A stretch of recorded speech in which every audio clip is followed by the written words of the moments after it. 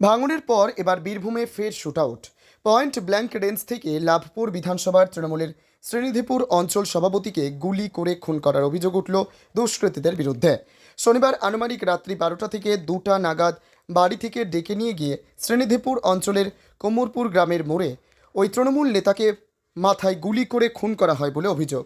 উল্লেখ্য, বীরভূমের সাঁইথিয়া পঞ্চায়েত সমিতির কৃষি কর্মাধ্যক্ষ ও তৃণমূলের লাভপুর বিধানসভার কোমরপুর গ্রামের বাসিন্দা এবং শ্রীনিধিপুর অঞ্চলে তৃণমূলের অঞ্চল সভাপতি পীযূষ ঘোষ তিনি শনিবার রাত্রি 11টা নাগাদ বাইরের কাজ শেষ করে বাড়ি ঢোকেন। আর তারপরেই ওই তৃণমূল নেতাকে মধ্যরাত্রি নাগাদ ফোন করে ডাকা হয় গ্রামের মোড়ে।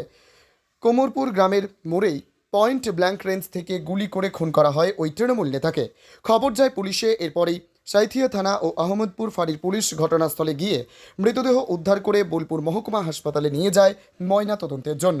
পরে সেখান থেকে রামপুরহাট মেডিকেল কলেজ হাসপাতালে পাঠানো হয় মৃতদেহটি বিশেষ তদন্তের জন্য। এদিন সকালে ঘটনার খবর পেয়ে বোলপুর মহকুমা হাসপাতালে পৌঁছান লাভপুর ও সাঁইথিয়া এলাকার অন্যান্য তৃণমূল নেতৃত্বদের পাশাপাশি লাভপুর বিধানসভার বিধায়ক অভিজিৎ সিংহ তিনি হাসপাতালে গিয়ে পরিবারের পাশে দাঁড়ান এবং সঠিকভাবে পুলিশকে তদন্তের দাবি জানানোর পাশাপাশি শোকাহত হয়ে পরিবারের পাশে দাঁড়ান। তবে এই ঘটনায় পুলিশ তদন্তে নেমে 3 জনকে আটক করে, যাদের মধ্যে 2 জন মহিলা ও একজন পুরুষ। ওই তৃণমূল নেতা পীযূষ ঘোষকে গুলি করে খুন করার নেপথ্যে কারণ কি তা নিয়ে রাজনৈতিক মহলে উঠছে প্রশ্ন। তদন্তে পুলিশ মেরেছে তার আমি শাস্তি ফাঁসি চাই। ওইরকম ভাবে কেন মারবে? কি ক্ষতি করেছে ওর? আমার স্বামীকে কেন মারলো? তার যেন শাস্তি ফাঁসি যেন হয়। আর আমার ওই বড় ছেলের জন্য ওই তরফ থেকে, সরকারের তরফ থেকে যেন চাকরি হয়।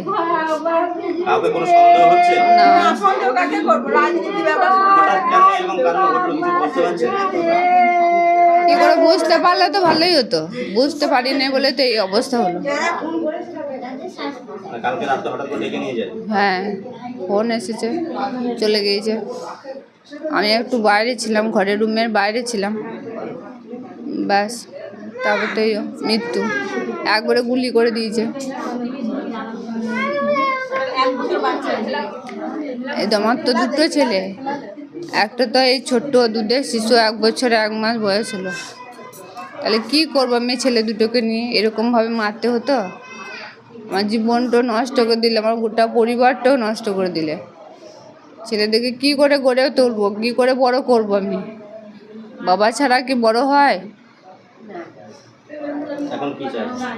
আমি শাস্তি ফাঁসি চাই। আবার কি চাবো? যে মেরেছে আমার স্বামীকে শাস্তি ফাঁসি হয়।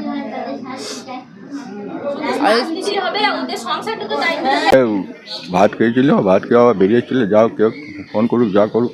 তারপরে এসে রাত 2টোর সময় দেখছি, ওখান থেকে খবর পেলাম, রাত 2টোর সময় এসে দেখছি কিছু পড়ে আছে, মাথায় গুলি করে দিয়েছে, কপাল দিয়ে বেরিয়ে গেছে। এই কোথায় পড়েছিল? আর কিছু জানি না। তারপরে পড়েছিল? হ্যাঁ, তারপর বয়স কোথায় পড়েছিল? হ্যাঁ, কোথায় পড়েছিলেন উনি? হ্যাঁ পড়েছিল। কোন জায়গায়? কোন জায়গায়? হ্যাঁ, কোন জায়গাতে? ওই আমাদের ওই চামাতার পালপুকুর ধারে, চামাতার পালপুকুর ধারে। কারা মারতে পারে? হ্যাঁ হ্যাঁ বলছি কারা মারতে পারে? হ্যাঁ কারা মেরেছে? হ্যাঁ, কারা মেরেছে তার বলতে পারবো না, কেউ দেখে নাই তো, কেউ মেরেছে কী করে জানবো এখন। উনি কি কোনো রাজনৈতিক হ্যাঁ, দল করতেন? ও পার্টি করতো তো, তৃণমূল পার্টি করতো। অঞ্চল সভাপতি ছিলেন? হ্যাঁ, কি ছিলেন? কী করবো, করা কিছু নেই। ও কে মেরেছে বলা মুশকিল আছে এখন তো। এমনি আপ ঝোঁকাপ বলা যাবে না কারো নাম করে, আপ ঝোঁকাপ কিছু বলা যাবে না কারো নাম করে, না দেখলে কী করে বলবো। কখন এটা? কখন টাইমটা? কখন কখন? রাত 2টো। কেউ ডেকেছিল ফোন করে? হ্যাঁ ফোন করে ডেকেছিল? হ্যাঁ, রাত 2টোর সময় কেউ ফোন করেছিল, যা এসেছিল গুলিতে, ও বুঝতে পারেছে আমাকে মারবে, যে পেছন দিক থেকে গুলি করে দিয়েছিল, কপাল থেকে ফুটো বেরিয়েছে, ওইখানেই মারা গেছে। কি নাম? ওকে কালকে রাত্রে ফোনে ডেকে তারপর ওকে গুলি করে হত্যা করা হয়। পেছন দিকে গুলি ঢুকেছে, কপাল দিয়ে ফুটে বেরিয়ে গিয়েছে। এরপরে হয়তো সেই সব ব্যাপারে পুলিশ তদন্ত করছেন, সাহেবরা এসেছেন, অফিসাররা ওনাদের কাজ ওনারা করছেন, বা তার ফোন রেকর্ডটাও বাই করে নেবে। আর যারা খুনের পেছনে আছে তাদের আমরা চাই ফাঁসি, আর ওই ছেলেটা আর পীযূষ ঘোষের যে ছেলে আছে তার একটা সরকারি চাকরি, মাননীয় মুখ্যমন্ত্রীর কাছে আমাদের আবেদন, বা মাননীয় যেসব কর্তারা আছেন, অঞ্চল সভাপতি ছিল, অঞ্চল সভাপতি শ্রীনিধিপুর গ্রাম পঞ্চায়েত, কেন এই খুন? এটা কি রাজনৈতিক ঘটনা না কি ঘটনা তো সেটা তো এখন সম্পূর্ণ বলা যাবে না। পুলিশ তদন্ত করলেই সবই বেরিয়ে যাবেন। ওনার তো আছেন, হ্যাঁ, সেটা তো ট্যাক্স দিয়ে বালি কিনে নিত, বিক্রি করতো। আচ্ছা, এবং সেই জায়গায় দেখা যাচ্ছে একটা মহিলাকে আটক করা আছে কোথাও, মানে কোনো কি আছে সেটা তো তারা সব কিছু বলবেন। কাউকে কোনো সন্দেহ হচ্ছে যে কারা এই খুন? এখন সন্দেহ তো কিছু বলা যাবে না, কাকে যে সন্দেহ হচ্ছে বা কি হচ্ছে কোনো খবরই বলা যাচ্ছে না। এবার পুলিশ সাহেবরা এসেছেন, কর্তারা এসেছেন, বড় বড় কর্তারা, ওনারা দেখবেন। কখন ওনার তো কালকে রাত্রি 1:30টার সময় ঘটনাটা ঘটে। কি বাড়ি ফিরছিল? বাড়ি থেকে ফোনে ডেকে নিয়ে এসেছিল, বাড়ি থেকে মানে ফোনে ডেকে নিয়েছিল? ডেকে নিয়ে এসেছিল। তার জন্য ফোন রেকর্ড, কল রেকর্ড পেয়ে যাবে। আর আমরা দাবি তাদের ফাঁসি চাই। আর সেই ছেলেটার যেন একটা মাননীয় মুখ্যমন্ত্রীর কাছে আবেদন, যেন ছেলেটা একটা কোনো সরকারি চাকরি পায়, তাহলে কোথায় গুলি ফ্যামিলিতে বাঁচবে। পেছন দিকে থেকে গুলি করেছে, সামনের দিকে বেরিয়ে গিয়েছে মাথায়, আর এখানেই ডেড স্পট হয়ে গিয়েছে। হ্যাঁ, তারপর আপনারা কখন জানতে পারেন? আমি সকালে 4টের সময় জানতে পারি ফোনে, সকাল 4টে। তারপরে আমি বাড়ি থেকে বেরিয়ে এলাম। দুঃখজনক ঘটনা আমাদের লাভপুর বিধানসভা এবং সাঁইথিয়া থানার অন্তর্গত শ্রীনিধিপুর অঞ্চলে আমাদের তৃণমূল কংগ্রেসের অঞ্চল সভাপতি পীযূষ ঘোষকে কালকে রাত্রে গুলি করে খুন করা হয়েছে। এই খবর আমরা রাত্রি 3:30 4টের সময় পেয়ে আমাদের সকল নেতৃত্ব, আমাদের সাঁইথিয়া 1 ব্লকের সভাপতি, সাঁইথিয়া 2 ব্লকের সভাপতি আমাদের সোমনাথ সাধু এবং সাবের আলী খান সাহেব, তার সঙ্গে সঙ্গে আমাদের পঞ্চায়েত সমিতির সভাপতি প্রশান্ত সাধু, আমাদের যুব সভাপতি সঞ্জীব মজুমদার, আমাদের সকল অঞ্চল সভাপতি সাঁইথিয়া 1 ব্লকের রাজীব ভট্টাচার্য, আমাদের তাহিরুল শেখ, আমাদের সাধন ঘোষ, সিরাজুল শাহ, এবং আমাদের বিকাশ মাস্টার থেকে শুরু করে রেন্টু থেকে শুরু করে আমাদের শয়ে শয়ে কর্মীরা এখন সিয়ান হসপিটালে এসে আমরা পৌঁছেছি।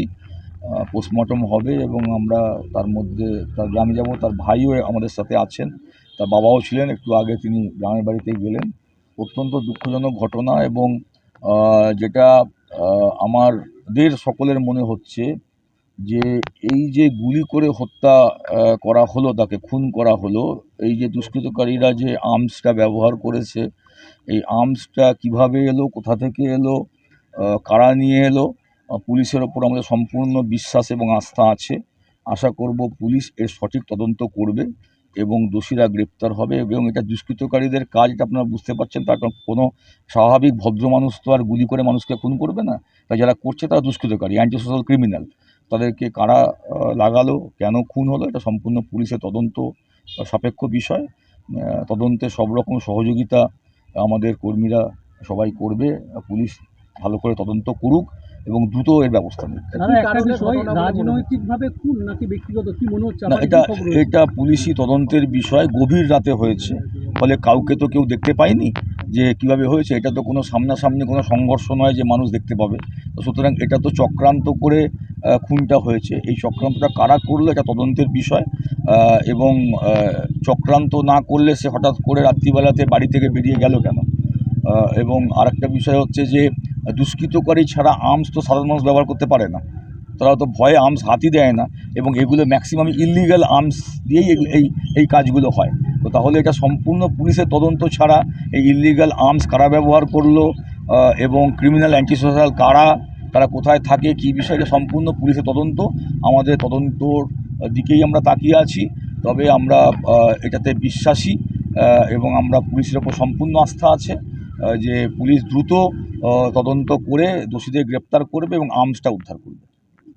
দাদা, একটা প্রশ্ন, হাতিয়ার সময় আপনি বলেছিলেন সমাজ বিরোধীরা এখানে আস্তানা বেঁধেছে, আবার গতকাল রাতে একটা দুষ্কৃতীদের দ্বারা খুন। আমি তো আপনাদেরকে একটা কথা বারবার বলতে চাইছি যে আর্মস ব্যবহার করে যখন একটা খুন সংগঠিত হয়, সেখানে নিশ্চয়ই দুষ্কৃতকারী ক্রিমিনাল অ্যান্টি সোশ্যালদের যোগাযোগ ছাড়া একটা ইললিগাল আর্মস কি কোনো সাধারণ মানুষ জোগাড় করা সম্ভব? আর সে করতে যাবেই বা কেন? সাধারণ মানুষ তো চাষবাস করবে, ছোটোখাটো ব্যবসা বাণিজ্য করবে, চাকরি বাকরি করবে, এই সব বিষয়। তো সে ইলিগাল আর্মস কে ব্যবহার করে? দুষ্কৃতকারীরা করে, যারা ক্রিমিনাল অ্যাক্টিভিটি তারা করে। তো এক্ষেত্রেও তাই বলে আমাদের প্রাথমিক ধারণা, বা পুলিশ তদন্ত করে দেখুক। 3 জনকে আটকও করেছে পুলিশ, তার মধ্যে 2 জন মহিলা। পুলিশই তদন্তটা হোক, পুলিশ তার যথেষ্ট দক্ষ। আমাদের বীরভূম জেলার পুলিশ, আমাদের পশ্চিমবঙ্গের পুলিশ যথেষ্ট দক্ষ।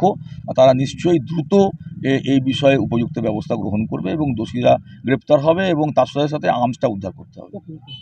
বোলপুর থেকে শুভদীপ গুইয়ের report, crime press Bengal news.